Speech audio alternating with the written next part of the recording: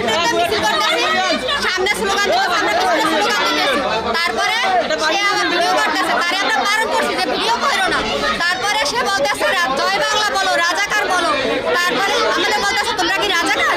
তারপরে আমরা না করছি যে আপনি ভিডিও করেন না। তারপরে আমরা বলছি ওনারে ধরো, আমরা জিজ্ঞেস করবো কেন ভিডিও করতেছি। উনি দৌড়ে এই পর্যন্ত আসছে, আমরা দৌড়ে কষ্ট করে ধরছি।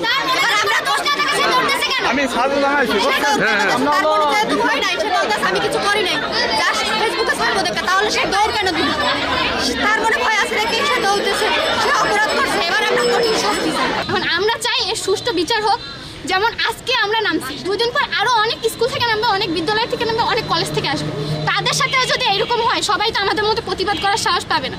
অনেকের গার্জিয়ান এই নিয়ে ঝামেলা করবে, অনেকের বাসা থেকে বের হনো বন্ধ হয়ে যাবে। কিন্তু আমরা কিন্তু নামছিলাম আমাদের সুরক্ষার জন্য।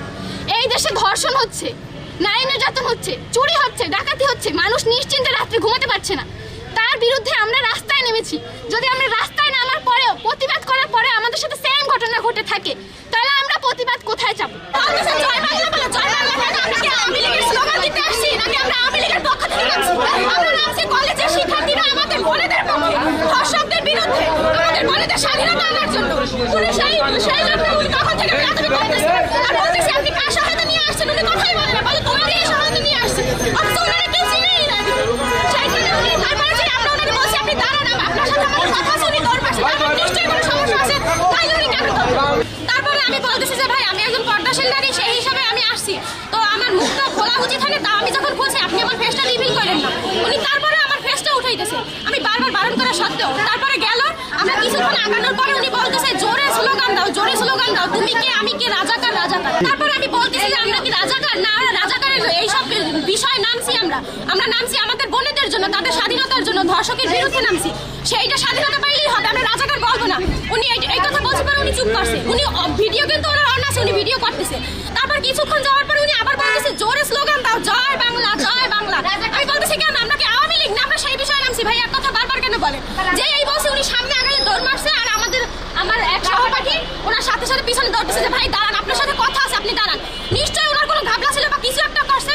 মিছিল করতে করতে আছে দর্শনে মানববন্ধন করতে আছে। আমি গাড়ি চালাইতেছি, এই লোক ওই লোকে মনে করেন এরা জয় বাংলা জয় বাংলা কইয়া ভিডিও করতেছে, মুখ তুললা বিভিন্ন করতে আসছে। এরা মনে করেন এরা তো অনেকক্ষণ দেখছে, স্টুডেন্টরা দেখার পর তারা দাবতেছে, দাবতের পর তাকে ধরছে। ওই ছেলে জয় বাংলা জয় বাংলা বলছে। মহিলা কলেজের ছাত্রীরা দর্শনের বিরুদ্ধে একটা প্রোগ্রাম করে, একটা মিছিল করে।